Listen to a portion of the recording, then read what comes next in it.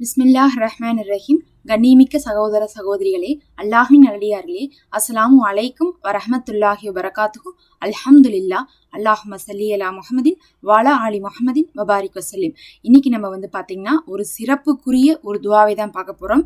ஒரு துவாவை அல்லாஹுவும் குர்ஆன்ல சொல்லி, அல்லாஹுடைய தூதரும் இதை ஓதுங்கன்னு சொல்லி, இன்னும் நபி அவர்களுக்கு முன்னாடி வந்த ஒரு தூதரும் அதை ஓதி பலன் பெற்றிருக்காங்கன்னா அத்தனை சிறப்பும் இந்த ஒரு துவாக்கு தான் நம்ம சொல்லி ஆகணும்.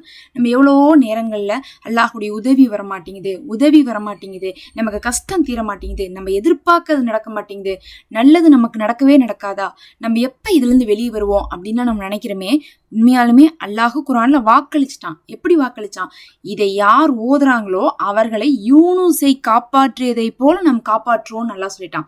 அல்லாஹ் யூனுஸ் நபி அவர்களை காப்பாற்றினோம்னு சொல்லல, அவரை காப்பாற்றியதை போல உங்களையும் நாம் காப்பாற்றுவோம், முஹ்மீன்களை இதை ஓதுங்கள்னு சொல்லிட்டு அல்லாஹ் சொன்னான்.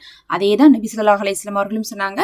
அல்லாஹ் நமக்கு சொல்லிவிட்டான், இதை கொண்டு, அதாவது யூனுஸ் நபி அவர்கள் சகோதரர் யூனுஸ் ஓதிய துவாவை ஓதுபவர் நம்மளுடைய சமுதாயத்துல, நம்ம சமூகத்துல இருக்கும்போது அவர்களுக்கு அல்லாஹுடைய உதவி வரும், அவர்களை கஷ்டத்துல இருந்து அல்லாஹு காப்பாத்துவான்ட்டு. எத்தனையோ பேர் எவ்வளவோ கஷ்டங்கள்ல இருந்துட்டு இருக்கோம்ல, அப்படி கஷ்டத்துல இருந்த ஒரு சகோதரி யூனுஸ் நபி அவர்களுடைய துவாவை இந்த மாதிரி ஓதி அவர்களுடைய பெரும் கஷ்டத்துல இருந்து அவர்கள் வெளியே வந்திருக்காங்க. இந்த துவா உங்களுக்கு தெரியும், எல்லாருக்கும் தெரியும். ஆனா அது எப்படி ஓதணும் அப்படிங்கறத நான் உங்களுக்கு சொல்ல போறேன். யூனுஸ் நபியோடைய துவா என்னது? லா இலாஹா இல்லா அன்த சுபஹானக இன்னி குன்து மினல் ஸாலிமீன் அப்படின்னு சொல்லக்கூடிய துவா. அந்த துவாவுடைய அர்த்தம் என்னது? வணக்கத்துக்குரியவன் அல்லாஹ் ஒருவனை தவிர வேறு யாரும் இல்லை, அல்லாஹு பரிசுத்தமானவன், இன்னும் எனக்கு நானே அநியாயம் செய்து கொண்டேன் அப்படிங்கிறதா இதனுடைய அர்த்தம். இதுல நபி அவர்கள் யூனுஸ் அலைஹிஸ்ஸலாம் அவர்கள் எப்ப இந்த துவாவை ஓதுனாங்கன்னு பாத்தீங்கன்னா, அவர்கள் ஒரு பெரும் பாவத்தை செய்ததுக்கு பிறகு ஓதுறாங்க. எப்ப அந்த பாவத்தை செய்யறாங்கன்னு பாத்தீங்கன்னா, அல்லாஹுடைய கட்டளையை கேட்காம அவர்களுடைய நபித்துவத்தை என்ன பண்றாங்க, அவங்க பயன்படுத்தாம வெளியே வந்துடுறாங்க. அந்த ஊரை விட்டு வெளியே கப்பல்ல பயணிச்சு இடம் மாற முடிவு பண்றாங்க. நபி அவர்கள் பாத்தீங்கன்னா அல்லாஹுடைய இஸ்ரத்துக்காக காத்திருப்பாங்க. அல்லாஹ் எப்ப கட்டளை இடுறானோ அப்பதான் இஜ்ரத் செய்யணும்னு சொல்லிட்டு ரொம்ப கஷ்டத்துல கூட நபி அவர்கள் காத்திருந்தாங்கன்னு நம்ம பார்த்திருப்போம் வரலாறுல. அப்ப அதே மாதிரிதான் ஒவ்வொரு நபிமார்களும் அல்லாஹுடைய கட்டளைக்காக தான் காத்திருக்கணும். ஆனா யூனுஸ் நபி அவர்கள் அல்லாஹுடைய கட்டளை வராம வெளியேறிட்டாங்க. அதனால அல்லாஹுடைய கட்டளைக்கு மாறு செஞ்ச மாதிரியும், அப்படி இல்லாட்டினா அல்லாஹ் ஒரு பொறுப்பை கொடுத்த போது அந்த பொறுப்பை விட்டுட்டு வந்த மாதிரியும் ஆயிடுச்சு. அப்படிதான் அவர்கள் வெளியே வராங்க, மீன் வயிற்றுக்குள் போறாங்க, மாட்டிக்கிறாங்க. மாட்டினதுக்கு பிறகு அவங்களுக்கு உணர்றாங்க, ஓ அப்ப நம்ம செஞ்சது தப்பு தான், நம்ம பெரிய தப்பு பண்ணிட்டோம்னு சொல்லிட்டு மன்னிப்பு கேட்கறாங்க. அதுக்குதான் இந்த துவா ஓதுறாங்க. ஒரு தடவை ஓதணும்னு கிடைச்சான்னு கேட்டீங்கன்னா கிடையாது. அவர்கள் பல நாட்கள் அந்த மீன் வயிற்றுக்குள்ள இருந்து இதை ஓதிருக்காங்க.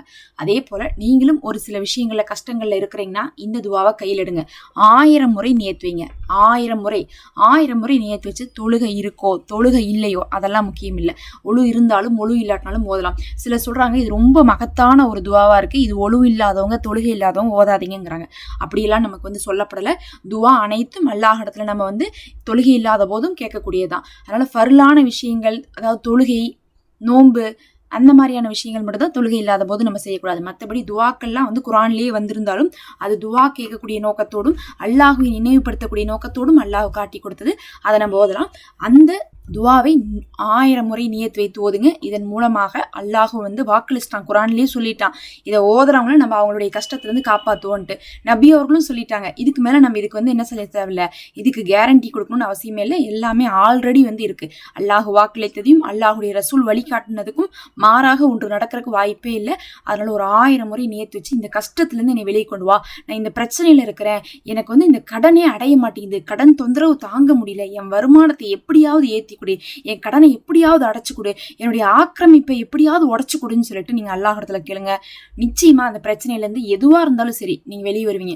உதாரணத்துக்கு தான் நான் கடனை சொன்னேன். நீங்க திருமணத்துக்காக ஓதலாம், குழந்தைக்காக ஓதலாம், குடும்ப பிரச்சனைக்காக ஓதலாம், மனிதர்களுடைய ஆக்கிரமிப்புல இருந்து தப்பிக்கிறதுக்காக ஓதலாம், வேலை வருமான வசதின்னு சொல்லிட்டு கிடைக்கிறதுக்காக ஓதலாம். எல்லாத்துக்குமே இதை ஓதலாம். நோய்கள் குணமாவதற்காக இதை ஓதலாம், பிள்ளைகள் திருந்துவதற்காக இதை ஓதலாம். உங்களை எது வருத்தி கொண்டு இருக்கோ, வருந்தி அழுகிறீங்களோ அந்த காரியத்துக்காக இதை ஓதுங்க. நிச்சயமா இது ஒரே தடவையில ஓதணுமானா கிடையாது, உங்களால முடிஞ்சப்ப ஓதுங்க.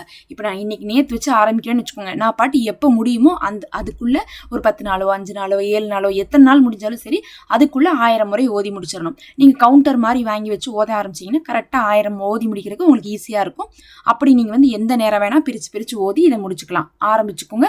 அல்லாஹ் உங்களே காப்பாத்துவதாக அவனே வாக்களிச்சிட்டான். அஸ்ஸலாமு அலைக்கும். மறக்காமல் சப்ஸ்கிரைப் பண்ணிக்கோங்க. நம்ம சேனலில் மெம்பர்ஷிப் இருக்குது, ஒரு சின்ன தொகை தான், யாருக்கெல்லாம் முடியுமோ அவங்க சேர்ந்து கொள்ளுங்கள். அது எங்களுக்கு ஒரு பயனாக இருக்கும்.